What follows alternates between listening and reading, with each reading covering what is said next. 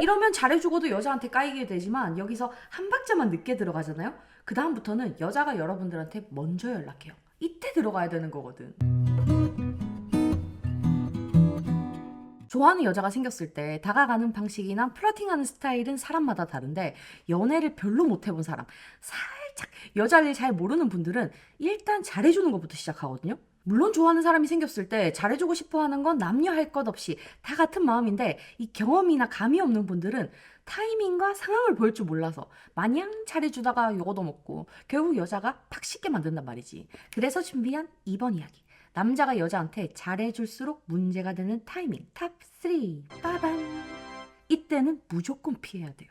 첫 번째, 한 박자 뒤에 들어가기. 예전에 제 위기는 우리의 기회다라는 말을 했었는데, 플러팅을 할 때 좋아하는 사람이랑 급속도로 친해지는 계기는 제가 안 좋은 상황일 때 위로를 해주면서 다가가면 좀 더 쉽긴 하거든요. 근데 이 기회도 낄낄빠빠라는 타이밍을 볼 줄 모르고 제대로 위로하는 방법을 모르면 절대로 못 잡아요. 여자가 안 좋은 상황일 때 여러분들이 막 위로하겠다고 들어가서 무조건 잘해주려고 하고 어떻게든 막 공감해주려고 하면 여자들은 가뜩이나 킹받는데 이런 시덥지 않은 말까지 얘랑 하고 있어야 되나? 하는 생각을 하게 되거든요. 우리는 귀에 피나게 들어주고 유튜브에서 본 온갖 공감, 온갖 위로 이런 걸 다 해주는데 망하게 되는 거예요. 잘해주고도 여자한테 욕먹는 상황이 되는 거지. 그래서 객관적으로 내가 좀 타이밍 보는 감이 없고 주변에 여사친들이 별로 없다 하는 분들은 관심녀의 위기를 기회로 만들려고 하지 말고, 제 위기가 클라이막스를 찍고 난 직후에 너 힘들어 보이던데 내가 연락하면 더 힘들 것 같아서 지금 좀 괜찮아? 라고 들어가는 게 좋아요. 이때는 실패가 없거든. 심지어 이러면 다음에 이 여자한테 위기가 찾아왔을 때 얘가 여러분들을 먼저 찾게 된다고. 왜? 자기가 힘들 때 걱정했던 남자라는 걸 여자가 알고 있으니까. 한참 힘들어서 막 기절하겠는데 남자가 어디서 주워 배운 것 같은 막 공감, 헌신적인 위로 이런 걸 하면 그 사람 자체가 다 부정적으로 보이거든요. 우린 이 타이밍을 피하는 거예요. 힘듦의 클라이막스를 찍고 난 직후면 여자 상황도 조금은 나아졌을 거고 우리가 위로하고 공감해주기도 훨씬 쉬워져요. 이때는 절대 나도 그럴 때 많이 힘들던데 너는 오죽하겠어. 나라도 그 상황이면 힘들었을 건데 라는 나화법만 피하면 웬만하면 평타를 쳐요. 보통의 대화를 할 때, 특히 싸우는 경우에는 대부분 나화법이 효과적이거든요. 하지만 위로할 때나 안 좋은 상황에서 공감을 해야 될 때는 너화법이 제일 좋아요. 이 얘기 들으니까 네가 얼마나 힘들었는지 알겠다. 너 얼마나 스트레스 받았겠냐. 네 맘 알지. 넌 지금 좀 괜찮아? 이런 너화법을 써야 돼. 이러면 상타치까지 가는 거야. 나 같은 경우에는 친구나 만나는 사람이 위기 클라이막스를 찍고 있을 때 들어가긴 하거든요. 말로 공감해주고 마지막에 스킨십으로 위로를 표현하는 쪽이에요. 들어줄 거 다 들어주고 리액션 할 거 다 해주고 마지막에 어휴 하면서 머리를 쓰다듬어 줄 때도 있고 다리를 손바닥으로 툭툭 쳐주면서 마무리한단 말이야. 마지막으로 치는 스킨십에서 마음이 괜찮아졌는지 자기도 나중에 써먹겠다고 얘기하는 애들도 있어. 이 루틴이 진정성을 전달하기가 참 좋은데 여러분들은 이제 타이밍을 알게 됐고 남자기까지 하니까 여자한테 바로 쓰기에는 무리가 있어요. 이것까지 자연스럽게 하는 남자는 대부분 연애 경험치가 높거나 말보다 스킨십이 더 효과적인 때를 볼 줄 아는 남자들이거든. 그러니까 이건 참고만 하고 스킨십까지 들어갈 때는 완벽히 이때다 라는 확신이 들 때만 써먹기로 해요. 알겠지? 두 번째, 위험신호 3종 세트.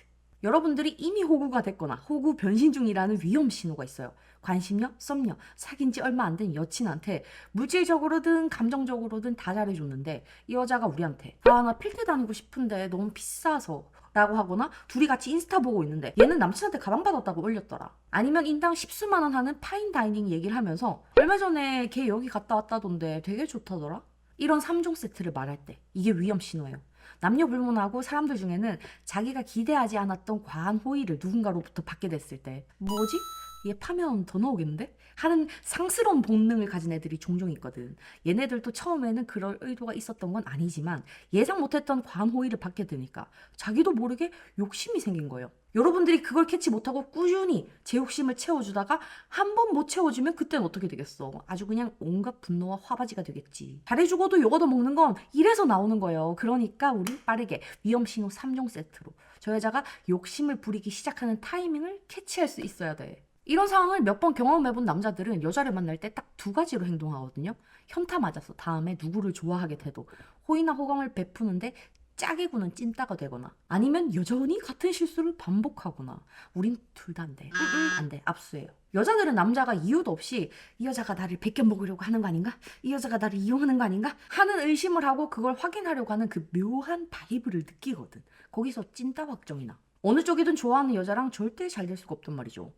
그럼 어떻게 해야 되냐? 관심여가 생겼을 때 가장 먼저 자기의 상한선을 정하면 돼요. 마음이 가는 대로 마냥 다 해주거나 현실적으로 자기가 해줄 수 있는 최선을 해주는 게 아니라 현재 이 관계라면 선물이나 헌신, 시간 투자까지는 요까지가 맥시멈이다 라고 선을 머리로 미리 그어놔야 된다는 거죠. 이게 곧 여러분들의 페이스가 돼요. 이러는 순간 여자 입장에선 여러분들의 상한선이 자기가 생각했던 것에 못 미치면 여러분들한테 시간과 감정을 더 받아내기 위해서 오히려 자기가 더 잘해주고 더 신경을 써주게 되거든.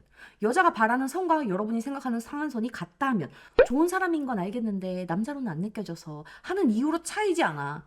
여러분들이 정한 선이 과했다고 여자가 생각을 한다면 지금 말한 위험신호 3종 세트나 거리를 두려는 행동을 할 테니까 캐치하고 출력을 더 낮춰서 조절하면 되는 거예요.